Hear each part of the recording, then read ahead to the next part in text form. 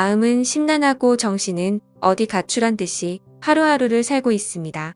저는 진해에 사는 31살 남자이고 동갑내기인 와이프와 지내고 있었죠. 결혼 3년 차의 저에게 이런 일이 일어나 많이 혼란스럽고 힘이 듭니다. 와이프는 아이를 가진 후 육아휴직을 하며 집에서 생활하였고 아이 낳고 살이 쪄 운동하고 싶다고 해서 헬스 개인 PT도 150만원짜리 결제도 해주면서 제 나름대로는 제 아내를 잘 챙겨줬다고 생각하고 살았습니다. 와이프는 육아휴직을 마치고 복직한 뒤 자주 회식이라며 외출을 하였고 오랜만에 육아를 벗어나 일하는 아내가 늦게 들어와도 그러려니 이해를 하려고 했습니다. 그런데 제가 너무 이해를 해준 탓일까요? 술을 먹고 새벽 4시 넘어 귀가하는 시간이 점점 늘어가기 시작했고 의심을 하면서도 저희에게는 눈에 넣어도 안 아픈 2돌도 안 된 아기가 있는데 설마 그런 짓을 할까 생각하였습니다. 올해 3월 아이가 2돌이 되기 며칠 전 저는 보고 싶지도 생각하기도 싫은 장면을 보았습니다. 빌라 2층 베란다에 있는데 어떤 남자와 와이프가 함께 빌라 입구로 오더니 남자가 제 와이프에게 목에 멍자국 잘 가려라는 말을 하는 걸 들었습니다. 그 소리를 들은 저는 격분해서 베란다 위에서 뭐냐고 따지니 남자놈은 택시를 타고 도망가듯 갔고 와이프는 집으로 올라오더니 회사 동생에게 무슨 짓이냐고 적반하장으로 나오는 겁니다. 아내는 술도 안 먹었다고 하는데 술 냄새가 났고 그 상태로 아기가 자고 있는 곳으로 가려고 해서 저는 그 몸으로 어딜 가냐고 화를 냈습니다.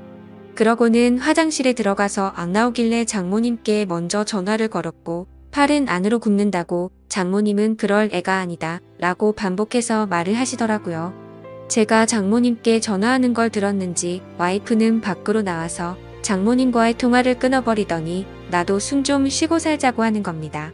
솔직히 와이프는 주간 야간을 번갈아가며 일을 하는 회사였었고 저는 야간이 없는 병원 일을 해서 칼퇴가 가능해서 애를 돌보는 건 온전히 제 몫이었습니다. 저는 5시 반 퇴근이라 어린이집에서 애를 데려오는 것도 제가 했고 집에 데려와 애를 씻기는 것도 밥을 먹이는 것, 재우는 것 그 모든 걸 제가 다 했습니다. 힘들지 않았다면 거짓말이겠지만 애를 제대로 돌보지 않는 아내에게 이교대하니까 힘들겠지 하면서 제가 다 했습니다. 와이프는 간혹 저와 함께 쉬는 날이면 2살인 애한테 계속 TV를 보여주며 혼자 놀게 두었고 와이프는 핸드폰만 만지작 거리는 게 일쑤였습니다. 술 먹고 들어온 그날 저와 말다툼을 하고 와이프는 집을 나갔고 그날 집에 들어오지 않았습니다. 나중에 알고 보니 회사 근처 숙박업소로 갔더군요. 다음 날 아침에 얼마 전에 사줬던 와이프 차 안에 있던 블랙박스를 보니 가관이더군요. 며칠 전 봤던 그 남자와의 대화 녹음이었는데 누가 들어도 연인처럼 대화를 주고받더라고요. 손이 부들부들 떨리고 화가 나서 도저히 참을 수가 없었습니다. 그래서 저는 곧장 처가에 제가 본 영상 내용 다 말하고 장모님은 그제서야 용서해달라고 했지만 저는 용서할 자신이 없었습니다. 더 황당한 건 그 소식을 듣고 나중에 아내한테서 전화가 오더니 어떻게 할 건데? 라고 묻더군요. 그 전부터 저한테 바람피면 이혼이다. 라고 말한 여자였기에 이혼이다. 네가 한 짓은 간통이다. 뭐가 그리 떳떳하게 말하냐라고 했더니 간통죄 없어졌다고 뻔뻔하게 말하더군요. 그래서 저는 더 이상 이 여자와 살면 안 되겠다는 생각에 애기 데리고 나와 현재 본가로 들어와서 살고 있습니다. 이혼 준비하면서 와이프에 대해 이리저리 알아보니 대단하더군요. 전 직장에서 양다리 걸치고 그중 한 남자한테는 몇 100만원 빌린 뒤에 잠수 타버리고 대부업에 손대서 추심 들어올 뻔한 적도 있고 그랬다더군요. 도대체 왜 결혼 전에 그걸 알아볼 생각을 못했을까 후회도 되었고 결혼 전에 알았다면 얼마나 좋았을까 싶었습니다. 그리고 와이프가 만나는 남자에 대해서도 녹음된 이야기를 들어보니 작년에 군대 전역한 젊은 놈이더라고요. 그놈은 뭐가 좋다고 유부녀랑 놀아났는지 참 어이가 없습니다. 심지어 녹음된 날짜들을 보면 아이 영유아 건강검진, 예방접종을 예약한 날도 그놈과 먹고 노느라고 가지 않았습니다. 아이 태아 보험료도 1년 내고 그 다음 아예 넣지를 않아 실효되었더군요. 저는 알아서 잘 넣고 있는 줄만 알았습니다. 와이프는 저에게 정확한 월급에 대해 이야기를 해준 적이 없어 거의 생활비는 제 카드로 결제를 했던 상황이라 와이프의 카드 내용을 제가 잘 몰랐습니다. 그런데 그제서야 와이프의 카드 결제 내역을 보니 정말 한숨만 나오더군요. 한 달에 월 250만 원은 넘게 쓰고 있었고 벌써 카드 한도 초과까지 썼더라고요. 그런데도 그놈 자취하는 곳 주위에서 이불집에서 74만 원치를 긁었더군요. 무슨 같이 살림 차릴 생각인지 생각조차 하기가 싫었습니다. 아무튼 그 여자비 때문에 협의 이혼하고 있습니다. 복수하고 싶은데 명예훼손이니 뭐니 피해자를 위한 법은 없더라고요. 회사에 이것들 이름 다 까발리고 싶지만 제게는 아이가 있기에 제가 범죄자가 되면 안 될 것 같아 참고 있습니다. 아이는 엄마의 정을 받고 자라지 않아 다행인지 엄마를 찾지 않고 잘 지내고 있습니다. 왜 가해자들은 저렇게 웃으면서 지내는데 피해자인 제가 이렇게 힘들어야 하나요? 대한민국 법은 가해자를 위한 법인 것 같습니다. 중구난방으로 적었습니다. 긴 글 읽어주셔서 감사합니다. 다음은 후기 내용입니다. 안녕하세요. 여러분들, 저는 이 글쓴이의 절친한 친구입니다. 친구에게 양해를 구해 계정을 빌려서 작성을 하고 있습니다. 제가 목격한 사실들을 얘기하기 위해서입니다.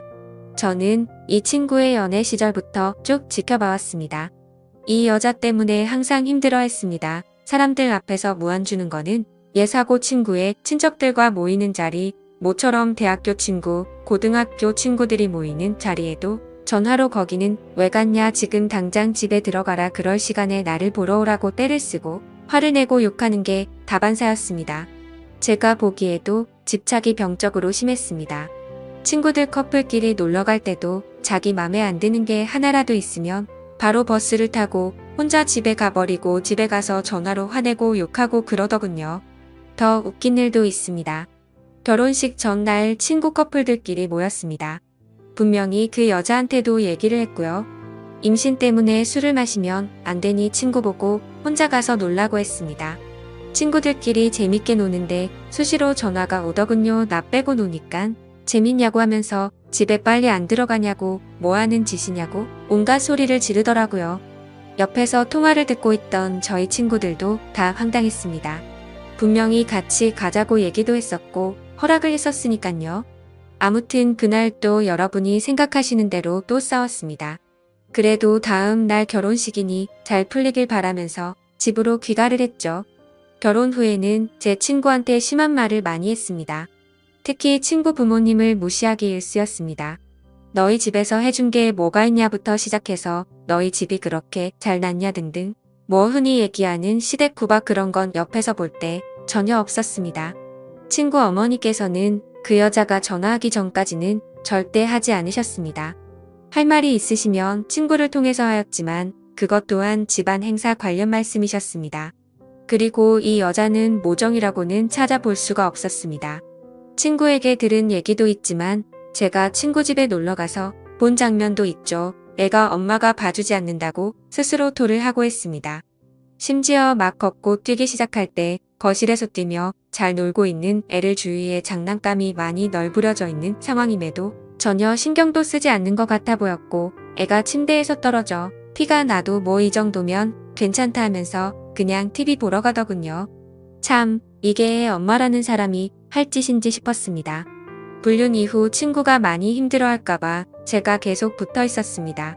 그 당시 친구의 눈은 거의 돌기 직전이었으니깐요. 혹시나 사고를 칠까봐 혼자 둘 수가 없겠더라고요. 위에 친구가 작성한 글에도 있지만 그 사건 다음 날 전화가 왔습니다. 예, 그때 제가 옆에서 다 들었죠. 간통죄 없어졌다.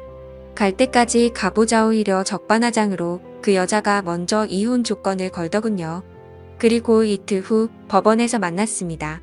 친구는 도저히 혼자 갈 자신이 없다고 하면서 같이 동행해달라고 부탁을 해서였죠. 처음에는 친구 혼자 법원에 들어갔다가 주차장에서 기다리고 있는 저한테 전화가 와서 같이 있어달라고 하더군요. 무슨 일이지 싶어서 가봤습니다. 이 여자 정말 대단하더군요. 껌을 짝짝 씹으면서 본인이 먼저 조건을 제시했으면서 이제 와서 말을 다 바꾸더군요. 법원에서 어디선가 상담을 받고 온 듯 했습니다. 어찌 그리 뻔뻔하던지 도저히 참지 못하고 제가 법원에서 짜증까지 냈습니다. 오히려 친구는 차분해졌으나 제가 눈이 돌았어서 친구가 오히려 저를 말렸습니다. 작성하다 보니 다시 화가 날 정도로 상종 못할 인간이었죠. 제 친구 정말 많이 힘들어했습니다. 본인 일 아니라고 쉽게 말하시는 분들 익명이라고 그러지 않으셨으면 좋겠습니다. 제 친구에게 많은 격려와 위로 부탁드립니다. 감사합니다.